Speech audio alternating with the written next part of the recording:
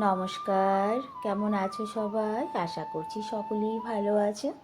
অপুর সংসারে নতুন একটি ভিডিওতে সবাইকে স্বাগত জানাই। সকালবেলা ঘুম থেকে উঠে ব্রাশটা হাতে নিয়ে প্রত্যেক দিনই আমি ছাদে আসি। তবে কোনো কোনো দিন আছে ছাদে এসে মনটা ভীষণ খুশি হয়ে যায়, আবার কোনো কোনো দিন আছে যে ছাদে এসে মনটা ভীষণ খারাপ হয়ে যায়। সেই খারাপ হওয়ার মধ্যে থেকে আজকে একটা দিন সকালবেলা ছাদে এসে দেখলাম কখন যেন বান্দর এসেছিল, হয়তো রাতে বা গতকাল বিকেলবেলা, আমি বিকেলে আসিনি। একটা বেগুন ছিল গাছে, সেই বেগুনটাকেও ছিঁড়ে ফেলেছে। দেখে সত্যি মনটা একদম খারাপ হয়ে গেছে, কিন্তু ওরা তো অবলা জীব, ওদের উপর রাগ করেও তো কোনো লাভ নেই। থাক, কিছুটা ওরা খাবে, কিছুটা আমি খাবো, এই মিলেই চলছে। আর এইদিকে কমলি শাকগুলো কেটে নেওয়ার পরে আবার কিন্তু সুন্দর ডগডগ করে আগাগুলো হয়ে উঠেছে।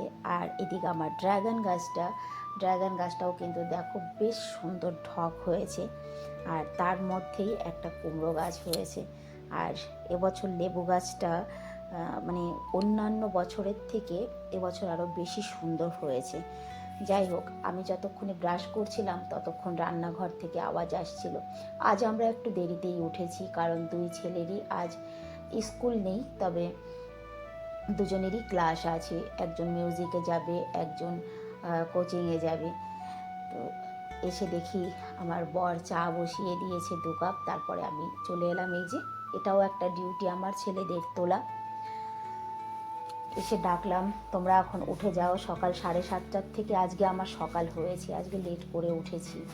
সত্যি কথা, ছোটোবেলায় মায়ের মুখে শুনতাম যে ছেলে মেয়ে মানে মায়ের কাছে ছেলে মেয়ে সবাই সমান, সন্তান একজন হোক বা দুজন। মাকে বহুবার এই প্রশ্নটা করতাম, মা তুমি কাকে ভালোবাসো বেশি, আমাকে না দাদাকে না ভাইকে? কিন্তু মা সবসময় একটা কথাই বলতো যে তুমি যখন মা হবে তখন বুঝতে পারবে যে তুমি 2 সন্তানের মা হলে কাকে বেশি ভালোবাসো, বা 3 সন্তানের মা হলে কাকে বেশি ভালোবাসো। সত্যি কথাই এখন বুঝতে পারি, সন্তান তো সবই সমান মায়ের কাছে। কখনো কখনো রেগে গিয়ে বড় ছেলেটাকে অনেক কথা হয়তো বলি, সেই মুহূর্তে ছোট ছেলে আমাকে জিজ্ঞাসা করে, মা তুমি কাকে বেশি ভালোবাসো? তখন কিন্তু সত্যি আমি চুপ হয়ে যাই, যে আমার কাছে তো সত্যি বলার কিছু নেই। আমি তো দুজনকেই সমান ভালোবাসি, তবে ও বাচ্চা, ওকে যদি বলি তোমাকে বেশি ভালোবাসি, তাহলে ও সেই মুহূর্তে অনেক খুশি হয়। কিন্তু এটা বলা তো ঠিক নয়। বাচ্চার মাথায় হয়তো এটা বসে যাবে যে মা আমাকে বেশি ভালোবাসে, দাদা ভাইকে কম। বা বড় ছেলে হয়তো ভাববে যে মা ভাইকে বেশি ভালোবাসে। তার মধ্যে কি হয় বলো তো, প্রথম সন্তানটা অন্যরকমভাবে মানে লালন পালন করে তাকে বড় করা হয়, কিন্তু নেক্সট বেবি আসার পরে তখন ওই ছোট তো, তার প্রতি একটু আলাদা রকম মানে স্নেহটা হয়। তখন কিন্তু বড় বাচ্চাটা এটাই ভাবে যে মা এখন আমাকে কম ভালোবাসে, ছোটটাকে বেশি ভালোবাসে, কিন্তু এটা তো নয়, এটা তো ভুল। যাই হোক, আজ সকালেই 3জনের জন্য ব্রেকফাস্ট তৈরি করতে হবে। সকালবেলাটা এতটাই আমার ব্যস্ততা হয়ে যায় যে আমি হিমশিম খেয়ে যাই। প্রথম আজকে রান্নাঘরে এসে যেটা হলো সেটা হচ্ছে 2 কাপ চা বসিয়েছিল ওর বাপি। তখন আমি যখন এলাম তখন দেখলাম যে চাটা ফুটছে, খানিকক্ষণ পরেই দেখলাম চায়ের দুধটা ফেটে গেছে। এবার সকালবেলা প্রথম চা বানাতে গিয়ে যদি চাটা খারাপ হয়ে যায়, মুখটা কিন্তু সত্যি খারাপ হয়ে যায়। তারপরও বাপিকে আবার দোকানে পাঠালাম, ঘরের দুধটা ফেটে গেছে, গতকাল বিকেলবেলা দুধটা সেইভাবে জাল দেওয়া হয়নি বোধহয়, সেই জন্যই আবার 2 কাপ চা বসিয়েছি। আর এইদিকে ছেলেরা সকালবেলা কি খেয়ে যাবে, তো ওদের জন্য একটুখানি আলু আর পেঁয়াজ দিয়ে ভাজা করছি। এটা আবার ওর বাপির হবে না, ওর বাপির জন্য আলাদা কিছু দিতে হবে। এই যে সকালে নানান রকমের খাবার তৈরি করতে গিয়ে রান্নাঘরের যা অবস্থা হয়, সেটা দেখে খানিকক্ষণ মাথায় হাত দিয়ে আমি বসে থাকি যে এবার আমি কোথা থেকে কাজ শুরু করব আর কোথায় শেষ করব। যেহেতু দিদিও নেই এখন কাজে, দিদি থাকলে আমি একেবারে নিশ্চিন্তে থাকি যে যতই ছড়িয়ে ছিটিয়ে রাখি না কেন, দিদি এলে এক মুহূর্তের মধ্যেই আবার ঘরটা গুছিয়ে দেবে। যাই হোক, তারপর আবার একটু আটা মাখতে বসলাম, কারণ রুটি করতে হবে এত সকালে। তো আমার ছেলেরা অন্য কিছু খাবেও না, আর বিশেষ করে আমার ঘরে সকালবেলা রুটি ছাড়া অন্যান্য মানে ভাতের কথা তো ভাবতেই পারি না, ভাতটা তো হয়ই না। তো যাই হোক, যদি ছেলেরা একটু খেয়ে যায় কারণ এত সকালবেলা না ওরা খেতে চায় না। বেশিরভাগই ওরা স্কুলে যাওয়ার সময় দুধ, বিস্কুট, হরলিক্স এইসবই খেয়ে যায়।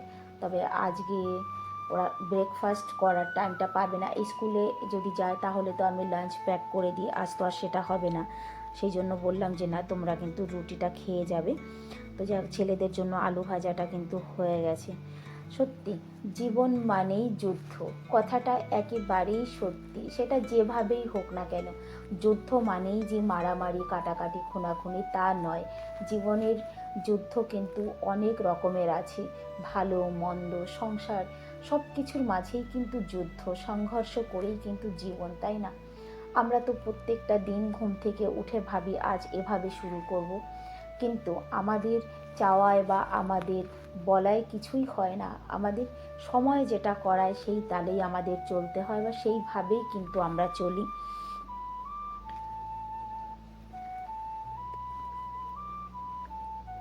তাওয়াটা যতক্ষণ গরম হচ্ছে ততক্ষণ ওর বাপির টিফিনটা একটুখানি প্যাক করে নিই আগে।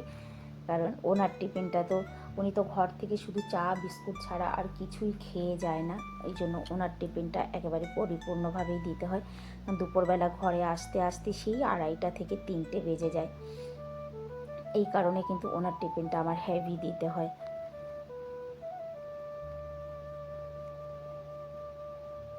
তবে আজকে ওর বাপির টিফিনে যে সবজিটা আমি দিয়ে দিচ্ছি, এটা আজকে আমি করিনি, সত্যি কথাই। এই সবজিটা আমার গতকালকের করা ছিল, সেটাকেই গরম করে ওর বাপির টিফিনে দিয়ে দিয়েছি। এখানে একটা কথা আমি বলি, একদম সত্যি কথা। একটা প্রবাদ বাক্যে আছে, কপালে নাই ঘি, ঠক ঠকাইলে হবে কি। সত্যি কথাই। এই কথাটা এই কারণেই বললাম, স্বামী জানো তো অনেক ভাগ্য করে মানুষ পায়। স্বামী তো সবাই পায়, কিন্তু তার মধ্যেও ভাগ্যের একটা ব্যাপার থাকে। তোমরা হয়তো আমার এই ঠান্ডা সবজিটাকে গরম করে দিতে দেখে হয়তো মনে মনে ভাববে যে ছেলেদের জন্য করলে আর বরের জন্য সকালে কিছু গরম করলে না, বাসি সবজিটাই টিফিনে দিয়ে দিলে। হ্যাঁ, বাসি সবজিটাই দিয়ে দিয়েছি, কারণ উনি জানে যে এতটা ব্যস্ততার মধ্যে হয়তো আমার জন্য আলাদা কিছু করতে পারেনি আজকে। তবে এটা নিয়ে আমার বরের কিন্তু সত্যি কোনো অবজেকশন থাকে না, কোনো দিনই করেননি উনি আমাকে কোনো অবজেকশন, যে এটা ঠান্ডা কেন দিয়েছো বা আমাকে কেন করে দিতে পারলে না। আজকে যেমন আমি এত ব্যস্ততার মধ্যেও যদি ওনাকে বলতাম যে হ্যাঁ গো, তুমি একটু বাইরে খেয়ে নেবে, শুধু ছেলেদেরটা তৈরি করি, আমার বরের কিন্তু সেটা নিয়েও কোনো অবজেকশন থাকতো না। সে কিন্তু হাসি মুখেই আমার এই প্রস্তাবটা গ্রহণ করে নিত, যে হ্যাঁ ঠিক আছে, কোনো ব্যাপার না, খেয়ে নেব। সত্যি কথা কি জানো, স্বামী স্ত্রী এক অপরকে যদি খুব ভালোভাবে বুঝে চলতে পারে, তাহলে আমি বলবো সেই সংসারটা সত্যিই সুখের হয়। এটা বাস্তবিক কথায়। আমরা সবসময় শুধু এক অপরের দোষ না ধরে, দোষ না খুঁজে যদি বুঝে চলতে পারি বা বুঝে বাঁচতে পারি, ভালোবাসাটাকে বুঝে নিতে পারি, তাহলে কিন্তু সংসারটা সত্যি ভীষণ সুখের হয়। সমস্ত কথার মাঝে একটা কথা আমি বলবো, এটা সবার জন্যই, এই কথাটা শুধু আমার জন্য বা তোমার জন্য তা নয়, সবার জন্য। আমরা যদি একটুখানি স্বার্থ ত্যাগ করে বাঁচতে পারি, তাহলে কিন্তু সত্যি কথাই বলবো যে জীবনটা ভীষণ মধুময়, ভীষণ ভালোবাসা, ভীষণ আনন্দ আছে বেঁচে থাকার মধ্যে। কেন আমরা একটুখানি স্বার্থ ত্যাগ করে বাঁচতে পারি না? সব সময় শুধু আমার আমার না করে আমরা, এই শব্দটা নিয়ে যদি আমরা বাঁচতে পারি, তাহলে কিন্তু সত্যি সত্যি সত্যি ভীষণ ভালো। তাহলে আর কারোর সঙ্গে কিন্তু কোনো দ্বন্দ্ব থাকে না। সামান্য একটুখানি ক্ষতি যদি আমি মেনে নিতে পারি বা আমরা মেনে নিতে পারি, তাহলে কিন্তু কারোর সঙ্গে কখনো গালমন্দ হয় না, কখনো মুখ কালাকালি হয় না। কি আছে বলো তো এই জীবনে? কিছুই নেই। আজ আছি, কাল থাকবো না। আমি তো থাকবো না, কিন্তু যেটা থাকবে সেটা হচ্ছে আমার স্মৃতি, আমার ব্যবহার, আমার রেখে যাওয়া সেই ভালো সব কথাগুলো বা সেই ভালো শিক্ষাগুলো। অতএব আমরা সব কিছু ছেড়ে দিয়ে, রাগ, হিংসা, ক্রোধ সমস্ত কিছু ছেড়ে দিয়ে শুধু এক অপরকে ভালোবেসে মেনে নিয়ে, মানিয়ে নিয়ে চলতে পারি না? একবার ভেবে দেখো, সত্যি যদি আমরা এইভাবে চলতে পারি, জীবনটা কিন্তু সত্যি খুব ভালো। সবাই আপন, কেউ কারোর পর নয়, সবাই সবাইকে ভালোবেসে বেঁচে দেখো, একটুখানি স্বার্থ ত্যাগ করে বেঁচে দেখো, সত্যি জীবনটা ভালো। হয়তো আমার কথাগুলো ঠিক, হয়তো ভুল, আমি জানি না। যেটা আমি করি, যেটা আমি মানি, সেটাই বললাম।